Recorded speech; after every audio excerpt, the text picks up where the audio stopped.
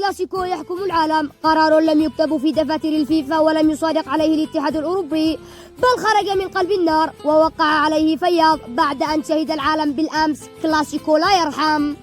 ريال مدريد في مواجهة برشلونة في كلاسيكو السوبر الإسباني. برشلونة ضرب أولا فاشتعلت المدرجات بهدف عبر الرافة في الدقيقة 36، بعدها وقع فيني على هدف من فئة المهزلة الكروية ليؤكد أن المعركة لن تحسم بسهولة. تقدم آخر لبرشلونة ثم تعادل لمدريد ثم هدف كتالوني أعاد السيطرة ليشعل الصراع من جديد.